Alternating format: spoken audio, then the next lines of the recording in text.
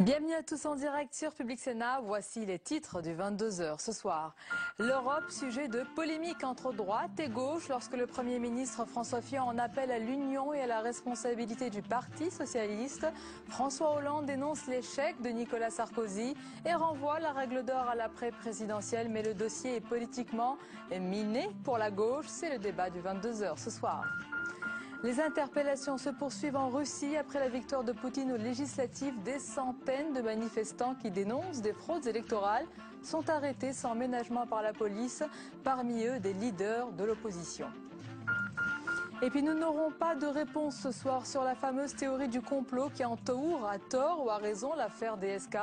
Il n'y a à ce sujet que des questions soulevées par son biographe Michel Topban qui, seul contre tous et contre même le principal intéressé, défend cette thèse. Alors, qu'est-ce qui le motive vraiment? Eh bien, nous nous poserons la question ce soir.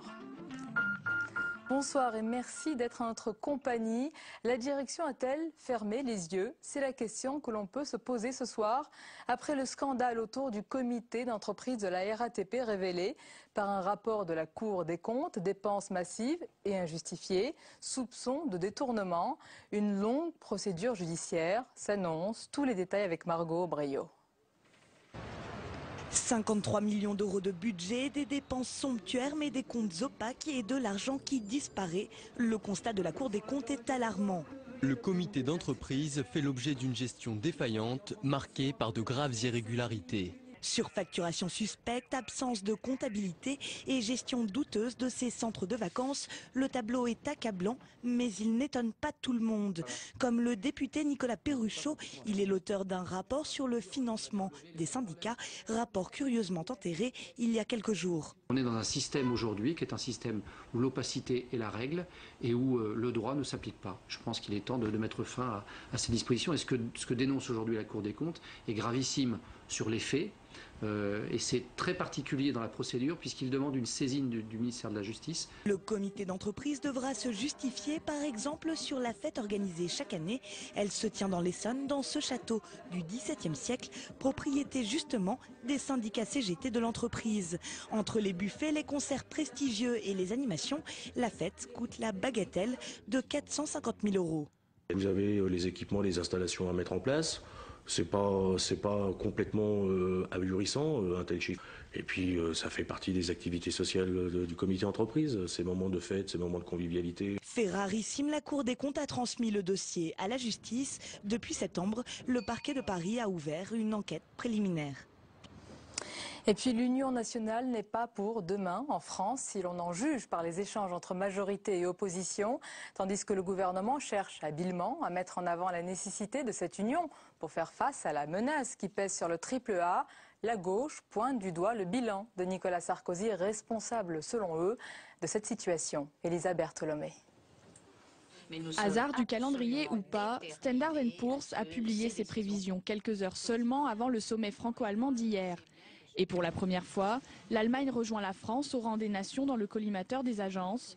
Un retour de bâton pour Angela Merkel, mais qu'en France, le gouvernement s'emploie à modérer. La première chose, c'est qu'on fait tout pour conserver notre AAA. Et pour cela, le plus important, c'est de respecter la trajectoire financière qu'on s'est fixée. On a pris des engagements vis-à-vis de l'Europe, un déficit à 4,5 en 2012, un déficit à 3% en 2013. On fait tout ce qu'on peut pour que ceci soit respecté. Un relativisme que ne partage pas la gauche. Attaqué sur sa volonté de spéculer contre la note de la France, François Hollande s'est vivement défendu. Je ne souhaite pas que ce soit au détriment de la France. Pour ça que je le dis à ce micro, je ne souhaite pas qu'il y ait une dégradation de la note de la France. À la fois pour les Français, parce que ça voudrait dire que nous serions obligés, les uns et les autres, d'emprunter, l'État d'abord, à des taux plus élevés. Je ne le souhaite pas non plus parce que je pense à l'après 2012. L'après 2012, les sénateurs socialistes y pensent aussi. Il dénonce la volonté de Standard & Poor's d'inciter encore et toujours à plus de rigueur. Je pense qu'il ne faut pas céder à la pression de ces agences qui ont envie de s'inviter dans le débat politique en lieu et place des peuples. Parce que de toute façon, on pourrait leur donner toutes les satisfactions du monde, il y aura encore autre chose pour essayer d'obtenir plus d'austérité. Aujourd'hui, Standard & Poor's a quelque peu nuancé sa position. L'agence a annoncé qu'elle porterait un œil attentif au sommet de jeudi et vendredi. Elle s'assurera que la réunion aura été en mesure de ramener la confiance. Et aux 20h de France 2 ce soir, le Premier ministre est revenu sur le prix du gaz, affirmant ne pas se résoudre à une augmentation de ce dernier et que les négociations se poursuivent avec les différents partenaires. François Fillon souhaite que la hausse soit limitée, a-t-il dit, à moins de 5%. Nous parlons d'Europe à présent au cœur de la campagne avec nos invités politiques. Je vous les présente avec plaisir. Le socialiste et député européen Stéphane Le Foll, bonsoir. Bonsoir. Bienvenue à vous. Axel Poniatowski, bonsoir. Bonsoir. Président UMP de la Commission des Affaires étrangères de l'Assemblée nationale et notre chroniqueur Jean-Louis Gombault. Jean-Louis, nous parlons d'Europe, nous parlons de la note AAA de la France qui est menacée. Est-ce que la décision de Standard & Poor's est surprenante ? Non, on pouvait s'y attendre depuis déjà plusieurs semaines. Vous aurez remarqué que le président de la République, qui est si prompt à enfourcher le cheval du maintien du AAA depuis des semaines, n'en a pas parlé à Toulon. Il savait déjà dans sa tête que quelque chose ne fonctionnait pas très bien et donc il ne s'est pas engagé au maintien, contrairement à ce que vient de dire juste à l'instant M. Fillon. Il ne s'était pas engagé. D'ailleurs, on se pose la question de savoir si les politiques ont intérêt à se battre mordicus jusqu'au bout sur des choses qu'ils ne maîtrisent pas totalement. Cela dit, depuis plusieurs semaines, effectivement, Moody's disait qu'il y avait un problème structurel sur la zone euro. Moody's lui-même avait dit qu'il allait dégrader 83 banques à l'intérieur de la zone euro. On ne voit pas comment les États eux-mêmes, devant une dégradation potentielle de cet ordre, auraient pu rester exactement dans la même situation. Dans sa dernière conférence de presse, par exemple, BNP Paribas, M.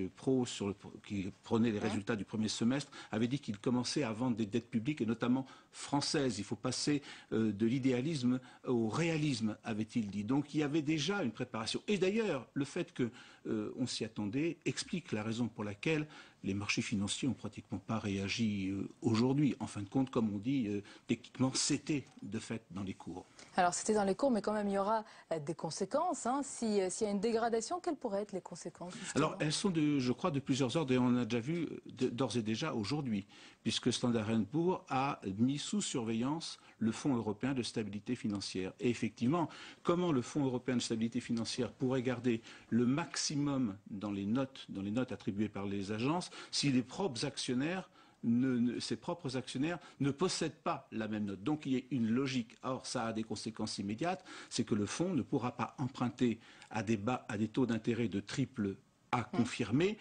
pour les reprêter à des bateaux aux pays qui en ont besoin. Donc ça va relever les taux d'intérêt pour ses propres pays. Donc ça va compliquer un petit peu les affaires. Ça va également les compliquer sans doute pour des pays comme la France, par exemple, qui sont sous surveillance jusqu'en janvier et sans doute dégradés en janvier, ce qui n'est pas encore sûr, mais c'est quand même quelque chose de probable. Et puis je crois que la principale conséquence sera la suivante.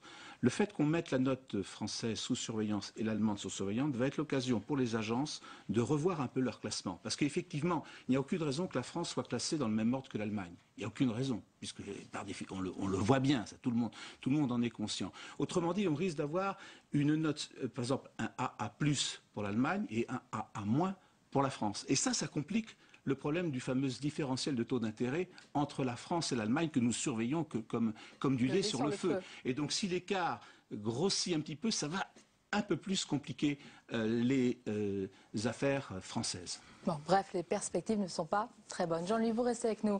C'est le moment du débat politique. Messieurs, vous allez probablement vous opposer sur différents points ce soir. Mais est-ce que vous êtes d'accord peut-être déjà sur le constat du chef de l'État, Nicolas Sarkozy, au lendemain de cette menace de dégradation ? Il a dit la situation est grave.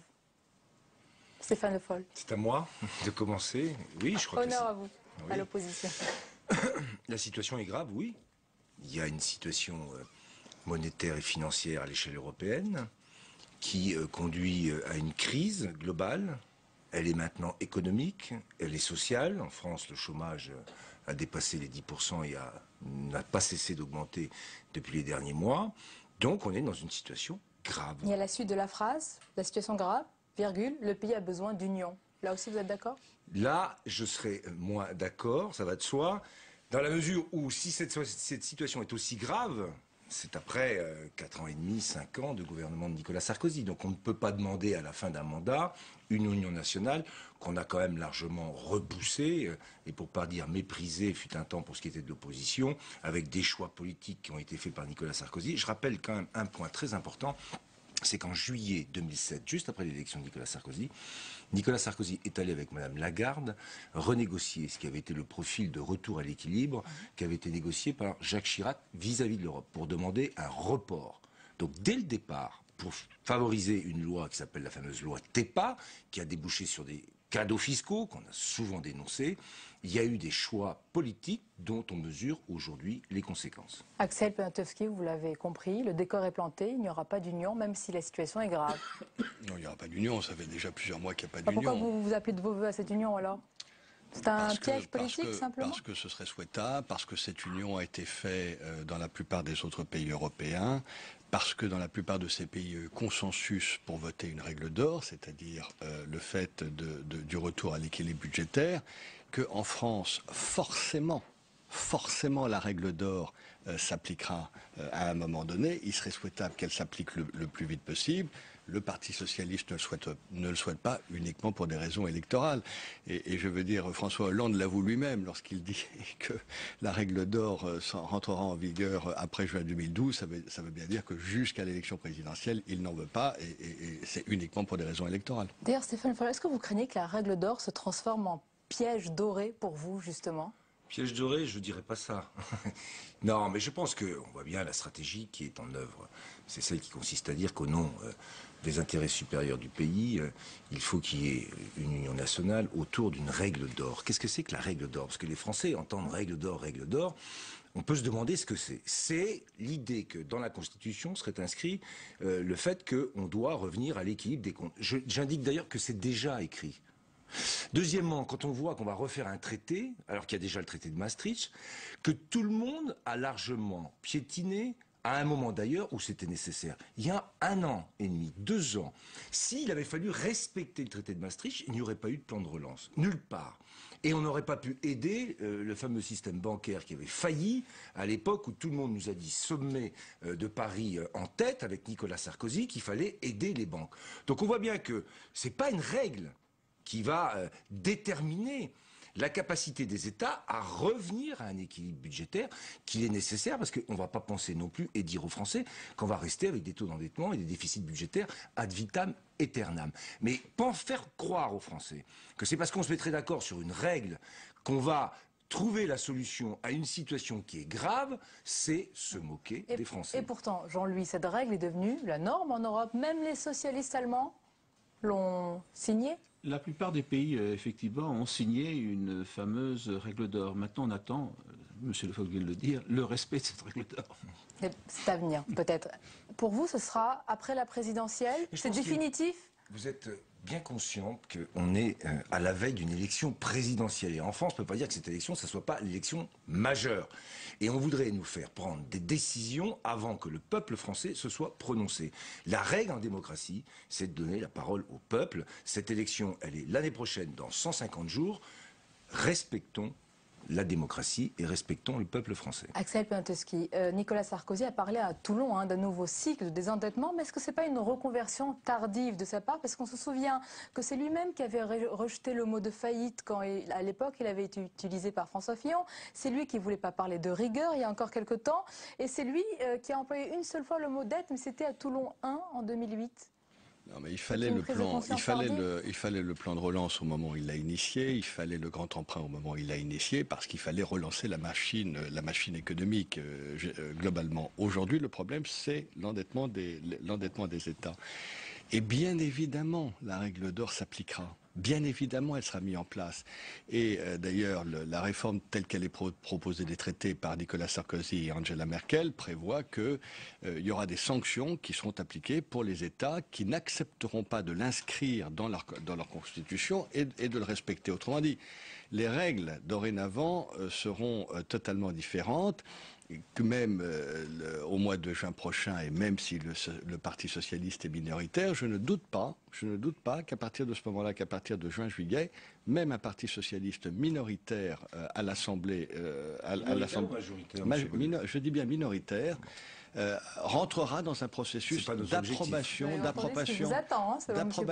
mais vous le ferez forcément, d'approbation d'une règle d'or, parce que elle s'appliquera à l'ensemble des pays, ou tout au moins au noyau, soit aux 17 pays de la zone euro, soit à un noyau dur parmi ces 17 pays qui accepteront de respecter des règles ensemble. Tout ça, c'est une question de discipline, tout ça, c'est une volonté de la mise en place d'une gouvernance économique au niveau de la zone euro qui est absolument indispensable. Autrement dit, on ne peut pas continuer à avoir une monnaie qui fonctionne toute seule sans qu'il y ait une union à la fois budgétaire et même fiscale sur laquelle on se met d'accord. Stéphane Le Foll, est-ce que vous n'avez pas l'impression que vous êtes emporté par tout ça, emporté par finalement les décisions qui vont arriver au Conseil européen de jeudi et vendredi, et que finalement ça dépasse le cadre de cette campagne? Mais est-ce que vous imaginez que la France est un petit pays pour laquelle l'élection présidentielle n'aurait aucun sens, puisque tout serait décidé juste avant cette élection? Je ne sais pas si vous mettez dans l'état d'esprit de ce que ça pourrait signifier. C'est parfaitement impensable. On arrive au bout d'un processus. Je rappelle quand même que ça fait 1 an, il y a eu 4 ou 5 sommets, qu'il y a des décisions qui ont été prises qui devaient régler le problème depuis 1 an. Là, aujourd'hui, on est dans la panique parce qu'il y a des agences de notation qui n'arrêtent pas de dire qu'on va dégrader la note de la France, ce que personne ne souhaite. Et dans cette panique, on nous invente un changement de traité avec l'inscription, non pas dans la Constitution française, mais dans un traité européen qui viendrait s'appliquer ensuite à chaque pays pour pouvoir régler un problème qui est quand même assez simple, c'est ce que je disais tout à l'heure. Comment on fait pour revenir à un équilibre des comptes qui fasse qu'on n'ait pas des déficits et un endettement qui ne cessent de s'accroître? C'est pas avec un papier ni une ligne qu'on va écrire sur la Constitution qu'on va régler ce problème. Donc devant les Français, il va y avoir des choix politiques qui vont être faits et qui seront à faire. Prenons un exemple simple, je reviens à ce que je disais. La loi TEPA, jusqu'ici, cumulé 75 à 76 milliards d'euros de dépensés en cadeaux fiscaux. Au nom de quoi ce choix politique qui a été fait, ça serait effacé en disant maintenant c'est la règle d'or et donc le retour... parce qu'il y a des priorités apparemment. Mais non, les priorités. Est-ce que vous croyez sincèrement, et les Français vont comprendre, est-ce que vous croyez sincèrement que ce changement de traité va régler le problème de la crise qu'on rencontre aujourd'hui? Mais c'est une vue de l'esprit. Elle ne va pas l'aggraver, selon vous, quand même. Elle ne va pas l'aggraver, mais elle ne va pas la régler. Bon, Jean-Louis. Il y a un précédent historique qui est intéressant, même si la configuration politique n'est pas exactement la même. C'est lors de l'arrivée de M. Jospin comme Premier ministre. À lui, il s'est posé un problème. Est-ce que je fais ratifier le traité d'Amsterdam? C'est-à-dire qu'il y avait le traité de Maastricht et après le traité d'Amsterdam dans lequel il y avait le pacte de stabilité. Et ça a été très douloureux pour lui. Il a demandé à ce qu'on rajoute pacte de stabilité et de croissance. Mais en fin de compte, au bout du compte, il a été amené, alors qu'il était en désaccord quand même avec ce pacte, il n'était pas président de la République, il était Premier ministre. Mais il a été amené à proposer la ratification au bout du compte. Pour terminer, peut-être, messieurs, il y aura peut-être un nouveau traité, probablement. Stéphane Le Foll, quelle Europe, quel visage aura l'Europe de demain en un mot pour vous, Axel Poniatowski? Ce sera une Europe qui sera plus disciplinée. Ce sera une Europe qui fonctionnera dans une meilleure unité. Et ce que je voudrais simplement dire pour terminer, c'est qu'on vient d'avoir la démonstration, et M. Le Foll vient de nous le donner, qu'en réalité, le Parti socialiste souhaite que la France perde le triple A. C'est évident. Et il le souhaite pour des raisons électorales. François Hollande a dit ce matin qu'il ne le souhaitait pas, en tous les cas. Non, il pense bien évidemment le contraire. C'est un procès qui est fait depuis le début et qui consiste à reporter sur d'autres qui ne sont pas aux responsabilités, la responsabilité de la perte. C'est la campagne présidentielle. C'est la campagne présidentielle. Voilà, donc vous voyez très bien que le procès qui m'est fait, je peux le renvoyer tout à fait à M. Poniatowski et que donc, au bout du compte, c'est bien ce que je disais tout à l'heure, c'est quand même aux Français de décider. Quel visage vous voyez à l'Europe de demain? Moi, je pense que là, ce qui nous a été donné avec Angela Merkel et Nicolas Sarkozy, c'est une politique d'austérité et de règles d'or. Voilà tout ce qu'ils ont mis sur la table. Si on pense, quand je regarde d'ailleurs ce que disent les agences de notation, c'est que parce qu'il n'y a pas suffisamment de croissance dans la zone Europe, Tous les objectifs qui sont fixés ne seront pas atteints. Et c'est pour ça qu'on est en train de dégrader les notes de certains nombre de pays. Donc il faut de la croissance. Nous verrons donc quel sera peut-être le schéma alternatif proposé par François Hollande. Pour l'instant, nous suivrons évidemment le Conseil européen de jeudi et vendredi. Merci beaucoup, messieurs. Merci Jean-Louis pour votre analyse. Restez avec nous, ce sujet va vous intéresser. C'est le nouveau Sénat de gauche qui a adopté par 175 voix contre 168 le projet de loi de finances pour 2012 qu'il a transformé, dit-il, en projet de gauche à quelques mois de la présidentielle. L'objectif pour les socialistes, c'est mettre en avant une alternative en période de crise. La droite UMP et centriste a voté contre un projet de budget totalement remanié. Les détails avec Fabrice Cunet. La visite se veut symbolique. Martine Aubry devant le groupe socialiste du Sénat ce matin. Objectif, rappeler que le budget profondément remanié par la nouvelle majorité ici est plus qu'un budget, presque un programme. Ils ont d'ailleurs montré avec le combat sur la politique budgétaire, qui nous permettrait d'ailleurs, si on écoutait ce que fait le Sénat aujourd'hui, c'est-à-dire réduire les niches fiscales, réduire des cadeaux fiscaux, d'éviter une politique d'austérité aussi forte comme le président de la République est en train de la mettre en place et qui va nous conduire à la catastrophe. Exit le bouclier fiscal ou l'allègement de l'ISF. Exit la loi TEPA sur la défiscalisation des heures supplémentaires. Les très hauts revenus sont mis à contribution et les transactions financières taxées. Au final, ce budget dégagerait 30 milliards de recettes fiscales supplémentaires. On a montré quelles étaient les options que nous souhaitions mettre en œuvre au niveau de notre pays. La droite ironise, budget fantasque, budget fiction, et de pointer du doigt la trentaine de nouvelles taxes décidées par la gauche et leurs conséquences. Ça conduit à augmenter de plus de moitié l'impôt sur les sociétés d'une année sur l'autre dans une période de chômage et de crise économique. Oui, je crois que c'est surréaliste. Ça me paraît assez grave si c'est prémonitoire de ce que ferait un éventuel gouvernement. Cible des critiques, Nicole Bricq, la principale rédactrice du texte. Contrairement à ce qu'ils racontent, ça c'est aussi une démonstration que j'ai faite. Ils augmentent les prélèvements obligatoires de manière massive, donc pas de leçon. Même si l'Assemblée nationale aura le dernier mot sur ce projet de loi de finances, les 3 semaines de débat au Sénat ont donné le ton de l'affrontement annoncé entre deux programmes économiques radicalement opposés en vue des présidentielles.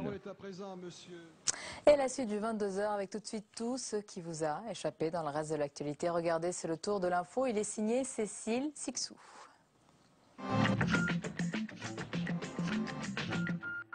Moscou, encore sous haute tension ce soir. Les manifestations contre les élections continuent. Hier déjà, 300 personnes ont été arrêtées.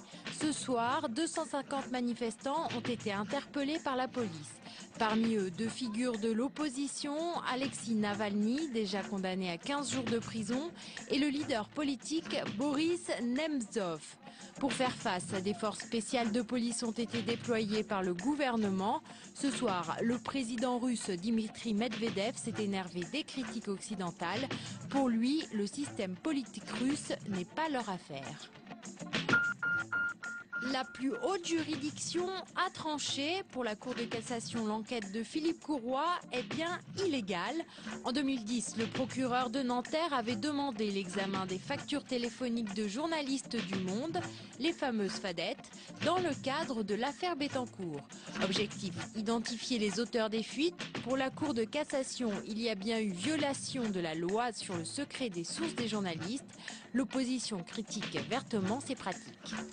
C'est pas moi qui étais à la place de M. Courroy quand il a fait ses réquisitions. Il était grand, il était procureur, il a lui-même décidé d'enfreindre la loi. Ces faits sont aujourd'hui avérés. Donc il n'y a pas de haro sur Nicolas Sarkozy. Que Nicolas Sarkozy s'explique, ce serait mieux.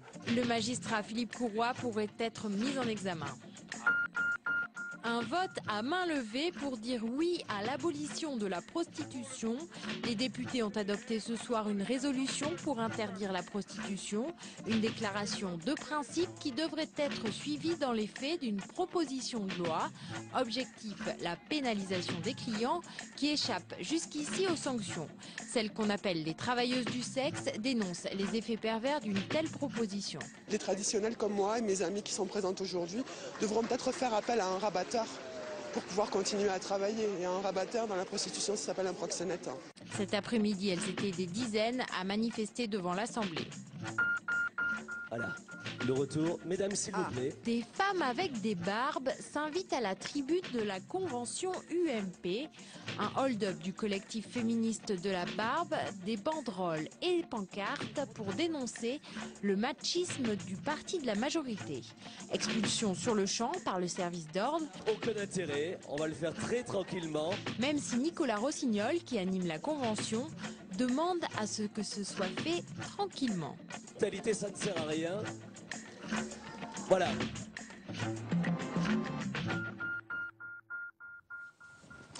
Lors de l'épisode du Sofitel de New York en mai 2011, il a été sollicité par toutes les télévisions pour raconter le DSK qu'il connaissait à travers son livre, Dominique Strauss-Kahn, le roman vrai. Aujourd'hui, Michel Topman est toujours sollicité pour son nouveau livre Affaire DSK, la contre-enquête, mais aussi, parfois, il va nous le dire injustement, peut-être décrié par certains qui se posent des questions sur ses motivations. Justement, il est notre invité, Michel Topman. Bonsoir. Bonsoir. Bienvenue à vous. Est-ce que vous comprenez, par exemple, certains titres comme celui de Libération qui vous décrit comme l'obscur chevalier blanc? Je ne veux pas perdre mon temps à parler de ça. Je préfère parler de mon livre que du mal qu'on dit de moi, tant pis pour eux. Hein. Non, pas forcément, mais de journaliste, vous êtes passé à sujet, parce qu'il y a des articles sur vous. Comment vous le vivez? Est-ce que ça vous étonne? Est-ce que vous l'avez cherché ou est-ce que ça vous tombe dessus par hasard? Moi, je fais mon travail de journaliste, hein, donc depuis le début. Ma seule motivation, c'est de trouver la vérité. Je pense que les faits, depuis le mois de mai, vont plutôt dans mon sens, puisque au mois de mai, tout le monde disait que Dominique Strauss-Kahn avait violé Nafissatou Diallo. Il n'y avait aucun doute là-dessus. Moi, je suis venu ici, à cette époque, vous vous en souvenez, j'avais dit qu'il fallait d'abord respecter la présomption d'innocence, qu'il fallait attendre la défense de Dominique Strauss-Kahn. Je n'ai jamais parlé de complot, moi. J'ai jamais parlé de complot. Hein. Mais à partir du moment, j'ai juste dit, soyons prudents. Hein. Et j'ai juste dit, cet homme-là, d'après moi, n'est pas capable de faire ça, sortir de la douche et sauter comme une bête sauvage sur Nafissatou Diallo. Donc je n'y croyais pas. Et puis, à partir du 1er juillet, le procureur de New York lui-même a mis en doute le témoignage de Nafissatou Diallo. Donc là, j'ai commencé à parler de pièges, j'ai commencé à travailler, j'ai continué à travailler en fait. Je n'ai pas cessé de travailler, c'est pour ça que je suis un peu fatigué d'ailleurs. Hein, je n'ai cessé de travailler sur cette affaire, presque jour et nuit. J'ai passé un mois à New York, j'ai enquêté au plus près de l'affaire, au plus près des événements et j'ai tout reconstitué. Michel, voilà. Juste encore une dernière question. Lorsque les amis s'éloignent, lorsque les communicants se cachent, vous êtes là, fidèle, comme le dernier soldat. Pourquoi? Oui, bon, écoutez, c'est l'expression. Hein. Non, mais moi, je suis fidèle à moi-même d'abord. Hein. C'est-à-dire que moi, j'essaye d'agir selon ma conscience, c'est-à-dire que dans cette affaire, je cherche la vérité, avant tout la vérité, et je ne cherche pas à plaire à personne, y compris, vous avez vu, je ne cherche pas à plaire à Dominique Strauss-Kahn, puisque lui-même a pris ses distances, et non sans raison d'ailleurs par rapport au livre, parce que le livre, et ça je pense qu'il faut que les gens comprennent, je ne suis pas le porte-parole de DSK, ce n'est pas DSK qui a écrit le livre, c'est moi qui ai écrit le livre. Donc Strauss-Kahn et Anne Sinclair ont voulu rappeler, ou M. Strauss-Kahn a voulu rappeler à travers ce communiqué, qu'il n'était responsable que des citations. Lorsque j'ai dit Dominique Strauss-Kahn, ouvrez les guillemets, c'est sa responsabilité. Mais ça, c'est une petite partie du livre, mais le reste, c'est moi qui l'écris. Tout à fait. Et je vais rappeler, parce que je l'ai lu, c'est vraiment une enquête fouillée. Alors vous avez vu de nombreuses personnes, les policiers, ceux qui travaillent au Sofitel, certains vous diront que vous n'êtes pas allé voir Nafissatou Diallo, c'est un choix, peut-être n'y êtes-vous pas arrivé, vous n'avez peut-être pas cherché. Attendez, moi j'ai donné entièrement la version de Nafissatou Diallo. Voilà. Et je pense que je serais allé la voir. Je lui ai donné sa version, la version de ses avocats. Je serais allé la voir. Je n'aurais rien eu de plus. Mais je vous rappelle que ceux qui me font cette critique écrivent depuis des mois et des mois des articles sur Dominique Strauss-Kahn sans le voir. C'est vraiment une question. Dans son édito, on va le voir s'afficher derrière vous pour le Nouvel Observateur. Serge Raffi, c'est un journaliste que vous connaissez sûrement du Nouvel Observateur, évoque ce qu'a révélé Claude Guéant dans le JDD, à savoir le contrôle de DSK dans le bois de Boulogne en 2006. Pour comprendre, est-ce que pour vous, c'est un banal contrôle de police? Ou est-ce que c'est plus? Écoutez, je vais être très clair là-dessus. Ce qu'a fait Claude Guéant l'autre jour est indigne d'un ministre de la République. C'est indigne de quiconque, mais c'est indigne d'un ministre de la République. C'est ce qu'a dit un petit peu toute la classe politique de gauche. Il a fait, comment? Ce sont les réactions des responsables de gauche aussi, c'est ce qu'ils ont dit. Oui, mais ils ont raison. Oui. Bon, quand la gauche a raison, je suis avec la gauche, quand la droite a raison, voilà. Mais là, en l'occurrence, il a fait une allusion perfide. C'est-à-dire qu'il a dit que M. Strauss-Kahn avait été contrôlé au bois de Boulogne. Et il a associé contrôle et bois de Boulogne. Donc les gens ont pensé prostitution. Là, il en a dit trop ou pas assez. Si M. Strauss-Kahn avait été arrêté dans le cadre d'une affaire de prostitution au Bois de Boulogne. Dans ce cas-là, il aurait fallu peut-être le dire franchement. Serge Raffi demande d'ailleurs une enquête sur cela. Mais la réalité, moi je vais vous la dire. La réalité, c'est que Dominique Strauss-Kahn habitait depuis 1991 avec Anne Sinclair. Non, mais c'est vrai, il habitait à côté du Bois de Boulogne. Donc, il rentrait tous les soirs. Mais vous ne voyez pas de complot à cela? Alors attendez. Alors là, je vais vous dire une chose. Moi, jusqu'à présent, j'ai été très prudent. Mais je mets dans mon livre en cause une certaine responsabilité française, non pas dans l'organisation de l'affaire Sofitel, mais dans le fait qu'une fois que Strauss-Kahn a été arrêté, les autorités françaises ont poussé pour l'enfoncer. Et si M. Guéant aujourd'hui est vent debout contre mon livre et contre ce qu'il dénonce comme les idées de complot, c'est peut-être qu'il se sent quelque part coupable. Michel Taubman, affaire DSK, la contre-enquête, chacun se fera son idée de la vérité, parce que probablement nous ne saurons pas ce qui s'est passé dans cette fameuse suite. Merci d'avoir été notre invité. Michel Taubman, bonsoir, c'est la fin de ce journal. Faites-moi confiance.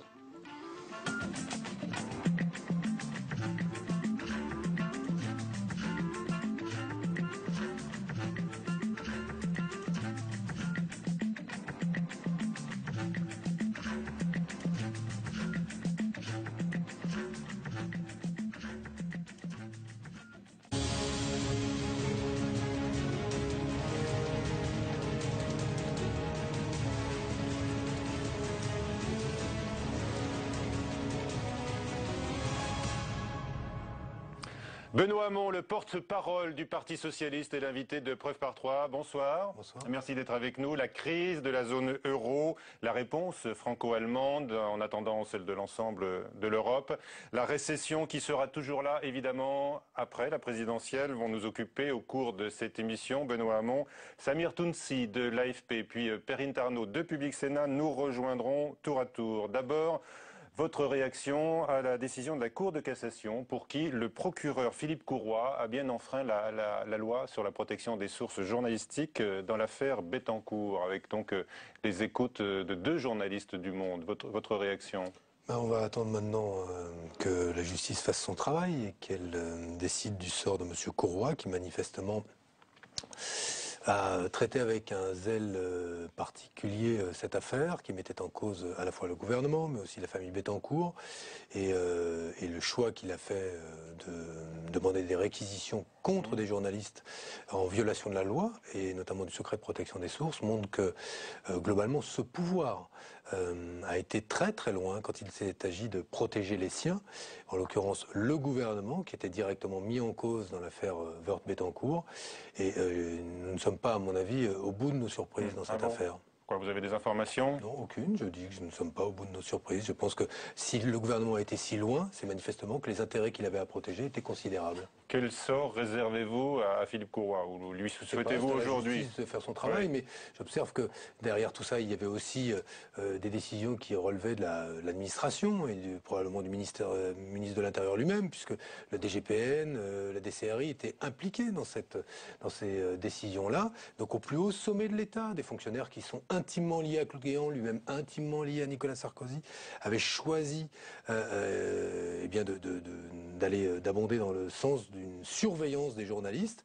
On voit donc l'obsession qui est celle de ce pouvoir à neutraliser tous les contre-pouvoirs, y compris à les neutraliser au point de connaître leurs sources, a été jusqu'au viol de la loi. Et donc il est démontré, ou quasi démontré aujourd'hui, que ce pouvoir ne s'embarrasse pas de la loi ou du respect de la loi quand il s'agit de défendre ses intérêts. Vous en ferez un thème de campagne? C'est un thème du gouvernement.